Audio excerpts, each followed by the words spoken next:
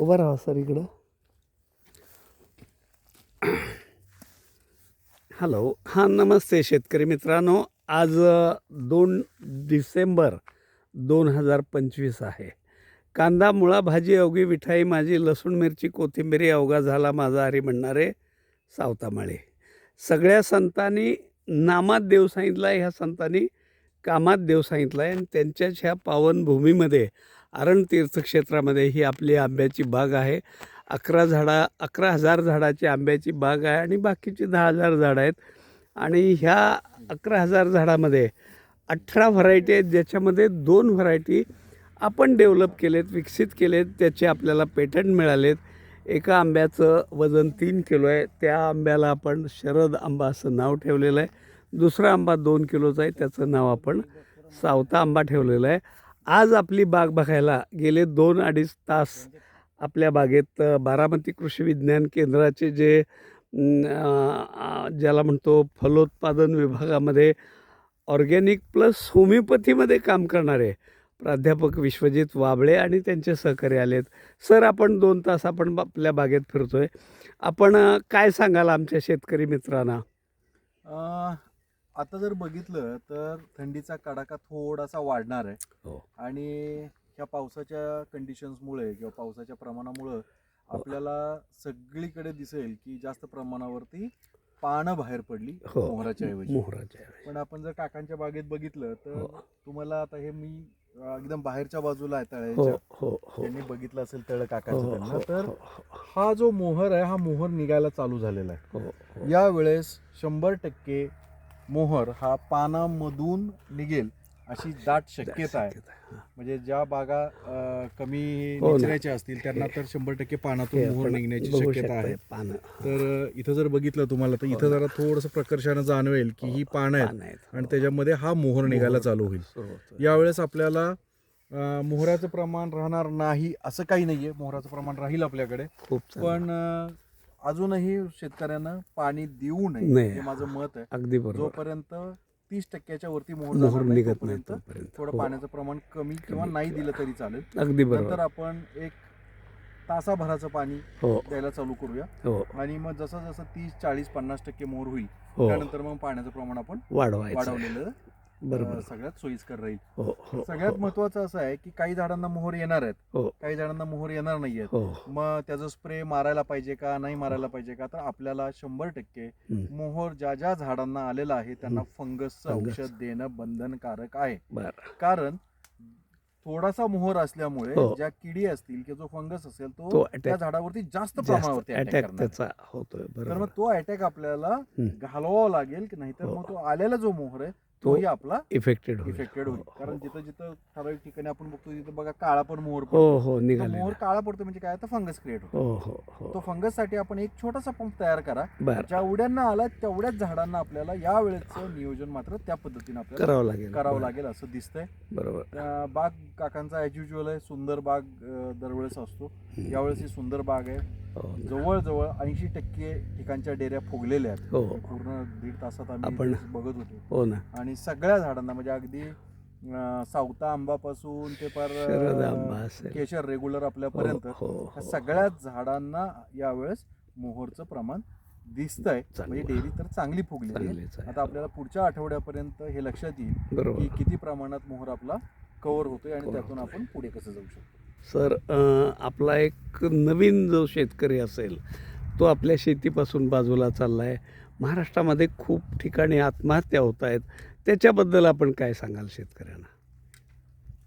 नवीन शेतकरी खरं यायला पाहिजे. म्हणजे नवीन तरुण पिढी जी आहे ते तरुण पिढीने थोडं शेतात आलं तर आम्ही आता KVK बारामतीला ऊसाच्या शेतीसाठी, त्याचबरोबर तुरीसाठी, केळीसाठी, डाळिंबासाठीचं पण आपलं AI तंत्रज्ञानावरती आधारित शेतीचं व्यवस्थापन हे आपण आता बऱ्या मोठ्या प्रमाणावरती आणलंय. आपण त्या दिवशी आला होतो. आपण असा विचार करतोय की ह्याच पिकांबरोबर आंबा शेतीसाठी पण हे तंत्रज्ञान आणलं. तर आता न्यूज पण खूप लोकांनी बघितले असतील की ऊसाच्या शेतीमध्ये 40-45 टन निघणारे ऊसाचे आंब्याच्या शेत्या हो सोलापूर जिल्ह्यात पण खूप ठिकाणी आपण ते तंत्रज्ञान दिलंय बर बर आणि तिथं जवळजवळ 110-111 टनापर्यंत काका 40 टनाचं ऊस निघाला. Very good. मला सांगायचं असं आहे की नवीन तंत्रज्ञान नवीन पिढीने जर आत्मसात केलं तर बरोबर 40 टनाचं जर 100 नाही मी 110 110 म्हणत आहेत पर्यंत. सगळे 100 आपण- निघालच आहे कारखान्याने डिक्लेअर केलं त्या. हो हो पण जर 100 टन जरी निघाला तर 60 टनाचं म्हणजे काका हो. आता 3,000चा रेट आहे. हो हो म्हणजे हो, हो, हो. 1,80,000 रुपये. पर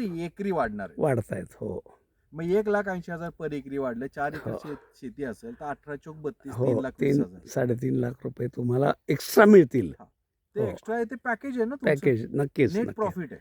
100%. त्यामुळे शेतकऱ्याने तो विचार करायला हरकत नाही. बरोबर. नवीन पिढीनं नवीन तंत्रज्ञानाचा शोध घेत थोडीशी शेती केली पाहिजे. बरोबर. प्रयोग म्हणून आपण जिथं 5 एकर आहे तिथं अर्धा एकरासाठी का होईना पण आपलं प्रयोगाचं क्षेत्र बरोबर हे शिल्लक ठेवून नवीन नवीन प्रयोग आपल्याला करायला लागतील. बरोबर आणि भाव हम्म. हा एक मोठा विषय इथून पुढे राहणार आहे. राहणार आहे. हो. मार्केटसाठी नवीन पिढीने एकत्र येऊन FPOs असतील बरोबर. किंवा शेतकरी बचत गट आहेत हो त्याच्या माध्यमातून थोडंसं मार्केटसाठी ज्या मुलांना बाहेर फिरायची हौस आहे बरोबर ग्रुप बरोबर. मधल्या तर त्यांना हो. जरा थोडंसं बाहेर पाठवून हो ग्रुपच्या माध्यमातून पण ते चांगलं मार्केटिंग म्हणतो आपण बरोबर. जिथं जिथं चांगलं आहे ते बघायला ते बघायला पाहिजे आणि त्यातून Yes. घेऊन त्याचं मार्केटिंगच्या दृष्टीने आपल्याला उपयोग विचार करावा लागेल. बरोबर. त्याचबरोबर बारकाईने बघितलं तर नुसतं मार्केटिंग चालणार आहे का? कदाचित माल वाढला हो टोमॅटो जसं होतं प्रक्रियामध्ये आता यावं. बघितलं तर 22 रुपये किलो टोमॅटो आहे. हो 20 ते 22 12 ते 20 असं काहीतरी रेट हो होतं. रेंज आहे. हो मग जर समजा एवढा आणि नंतर काय होतंय 1.5-2 रुपयावर येतो. हो हो हो हो पोरं म्हणतात की स्केचअप करून काय करणार सॉस करून काय हो करणार हो हो पण त्याचं प्रोसेसिंग केलं बरोबर. ते प्रिझर्व ठेवलं हो तर आपल्याला हे होऊ शकतं. तसंच बरोबर. आंब्याच्या शेतीमध्ये बरोबर कारण आंबा हा सगळ्यात मोठं परवडणारं पीक पीक आहे. आहे. पीक आहे. हो त्यावरती तुम्ही प्रोसेस करू शकता त्याचे ज्यूस Yes. करू शकता प्रिझर्व Yes. करू शकता.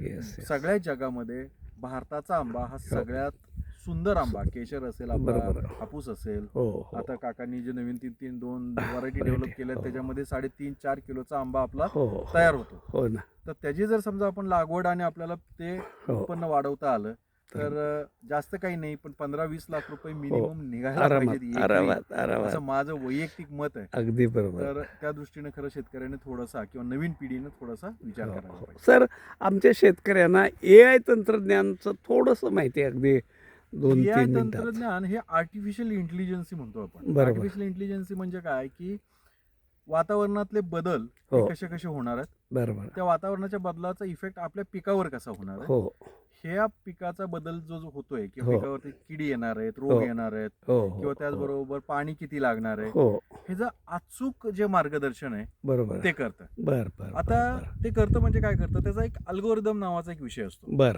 म्हणजे वातावरण चेंज झाल्यानंतर त्या एरियामध्ये काय हो. होणार बर हे सॅटेलाइट थ्रू आपल्याला समजतं बर बर आणि मग त्याचा तो एक क्रम म्हणू आपण हो. तसा तो क्रम बसवलेला असतो. बर या वातावरणात ह्या ह्युमिडिटीला एवढ्या ऑक्सिजन मध्ये बरोबर. कुठले रोग येऊ शकतात XYZ 1 2 3 हो 4 हो 5 6 हो हो हो यातला कुठला रोग साधारणतः येणार आहे. हो वाऱ्याची दिशा जर समजा 15 किलोमीटर पर आवर पेक्षा असेल बर तर कुठल्या किडीत पुढच्या उडून आपल्याकडे येणार इथे आहे येणार आहेत. आणि ते येणार का हो हा सगळा वाऱ्याची दिशा तुमचं वातावरणातलं टेम्परेचर ह्युमिडिटी बर हे सगळं कॅल्क्युलेट करून हम्म, जे काही सेन्सर्स वगैरे आपण बसवतो हो. ते सेन्सर आपल्याला हम्म, सांगतात त्या सॅटेलाइट थ्रू हो आणि हो. मग त्याचं त्या अल्गोरिदम नुसार त्याचं डोजिंग ठरतं. बरोबर. आणि ती आमची जी टीम आहे हो. केविकेत आपली टीम बसते हो. अल्गोरिदमची जवळजवळ 50 ते 60 लोकांची टीम आपण आता हो नेमणूक केली. प्रताप काका असतील राजेंद्र बरोबर. पवार असतील जी प्राध्यापक नलवडे सर असतील आपले. जी जी तर त्यांच्या सगळ्या टीमचं जे काही श्रेय आहे हो त्या श्रेयानुसार आपण आता ऊसामध्ये बरोबर. खूप मोठी क्रांती केली. अरे वा. हीच Very क्रांती आपण विदर्भ मराठवाड्यासाठी हम्म. आपले संत्रा, गडकरी मोसंबी, संत्रा गडकरी सिट्रस म्हणतो आपण त्याला Yes. असेल किंवा Yes, तुरी yes. असेल. हो हो काका हो. तुरीसाठी आता गडकरी साहेब असतील फडणवीस साहेब असतील ह्यांच्या हो मार्गदर्शनाखाली अजितदादांच्या मार्गदर्शनाखाली आपण आता मोठ्या प्रमाणावरती हम्म.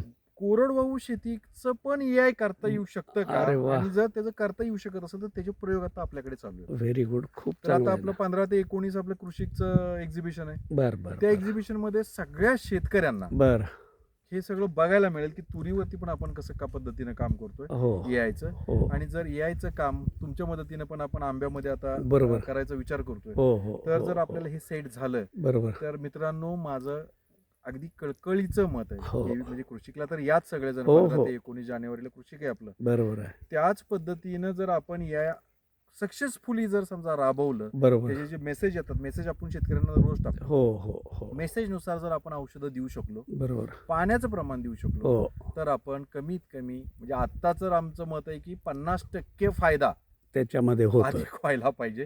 तर तो एक एआयच्या तंत्रज्ञानाचा वापर अगदी चांगल्या पद्धतीने अगदी होऊ शकतो. बरोबर. सर, आम्ही एक प्रश्न आपल्याला विचारतो की दुष्काळी भागातल्या शेतकऱ्याला हे AI तंत्रज्ञान परवडण्यासारखं आहे का? साधारणपणे एकरी आम्हाला काय डिटेल्समध्ये जायचं नाही, पण जी संकल्पना आपली आहे ती त्याचं जर पुढं न्यायचं असेल तर साधारणपणे एकराला काय खर्च अपेक्षित आहे?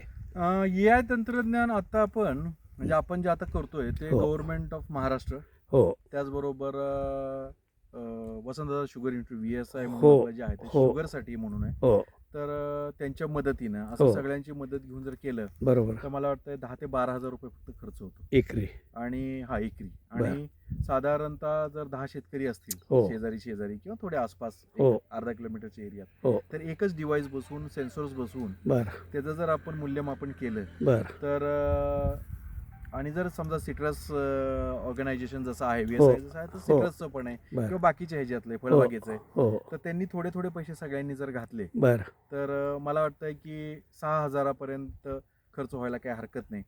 पण जर ते असं जमलं नाही तर 12,000 पर्यंतचे खर्च हे एकरी साधारणतः एकरी येऊ शकतात. होतात. सुरुवातीचा खर्च जर बघितला तर अगदी 30, 35, 40,000 पर्यंत तो खर्च होता. व्हायचा. त्यामुळे शेतकऱ्याला परवडत नव्हतं. बरोबर. पण कोरडवाहू मध्ये सगळ्यात महत्वाचा जे विषय असेल ना, हम्म. तो म्हणजे पाणी पाणी व्यवस्थापन पाणी आहे. व्यवस्थापन आपल्याकडे आहे त्यावेळेस आपण खूप पाणी वापरतो. अगदी तो सगळा खरंच प्रश्न किती आहे. पाणी दिलं पाहिजे? हो, समजा आता हो, हा आंबा हो. धरला तर माझा आंबा आहे साधारणतः हो हो 5 ते 6 वर्षाचा 6 आंबा. वर्षाचा आहे. 6 वर्षाचा. वर्षाच्या आंब्याची मुळं कुठपर्यंत गेली असतील? बरोबर. मग ह्या झाडाला पाणी किती दिलं किती पाहिजे? लागलं आपल्या शरीराच्या वजनानुसार आपल्याला पाणी लागतं. पाणी लागतं तसंच ह्याचं तसंच ह्या झाडाच्या सिस्टमनुसार ह्याला पाणी पाणी लागतं. पाहिजे. मग ते किती दिलं पाहिजे तर हे कोण सांगेल? तर हे हो, एआय सांगेल ते AI सांगेल. की तुमचं झाड एवढं आहे, ह्याच्यावरती एवढा मोहर दिसतोय, आता बरोबर. तुम्हाला एवढं पाणी दिलं पाहिजे. बरोबर. आणि एक झाड नाही, कारण ही सगळी जर झाडं बघितली हो. प्लस मायनस 2-3 लिटर इकडे तिकडे होणार होणार बरोबर की. त्याच्यानुसार जर बघितलं तर आपण 20 ते 30% पाण्याची बचत बचत ही करू आपण करू शकू. Very आणि ही good. पाण्याची बचत म्हणजे आपल्याला वाटतंय काय पाणी मुबलक काही किती देऊ, नाही आता ना, पाऊस नाही, झाला, नाही, हे झालंय, नाही, नाही. असं चालणार नाही. सर, आम्ही दुष्काळी भागातले शेतकरी आहे. एक थेंब त्याचं किंमत आपल्याला आहे आणि म्हणूनसाठी मग आपला परवा मी पण बारामतीला येऊन गेलो आहे. आपल्या इथंही नजीकच्या या महिन्या अखेरपर्यंत आपण ते AI तंत्रज्ञान इथं आणू. आपल्या सहकार्यानं असेल किंवा जे जे तुम्ही मार्गदर्शन करताय त्या माध्यमातून असेल, या ठिकाणी आंबा ज्या वेळेला सेटिंग होईल त्यावेळेला या ठिकाणी आपलं AI तंत्रज्ञान आलं असेल नक्की एवढा विश्वास, एवढी खात्री प्राध्यापक वाबळे सरांच्या माध्यमातून आपण आपल्या शेतकऱ्यांना देऊयात. आणि भविष्यात ही शेती बघायला जे जे लोक येतील त्यांनासुद्धा हे एक वेगळा पायलट प्रोजेक्ट ठरेल, पथदर्शी प्रकल्प ठरेल की ज्या योगे जे शेतकरी आपल्या अडचणीत राहतात फक्त पाण्याच्या प्रश्नामुळं, तर त्याचं सोल्युशन जर अशा पद्धतीनं निघत असेल नक्की तर आपला महाराष्ट्रातला शेतकरी नक्कीच खूप चांगल्या पद्धतीनं पुढं जाऊ शकतो आहे. शेतकऱ्यांच्यामध्ये कष्ट करायची जिद्द आहे, चिकाटी आहे, धडाडी आहे. फक्त एक त्या एका कवीनं म्हटलेलं आहे की मोडून पडला संसार जरी मोडला नाही कणा, पाठीवरती हात ठेवून नुसतं लढ म्हणा, नुसतं लढ म्हणा. KVK बारामती आपल्या शेतकऱ्याच्या पाठीमागं आत्तापर्यंत राहिलेली आहे, इथून पुढेही राहणार आहे. धन्यवाद. धन्यवाद.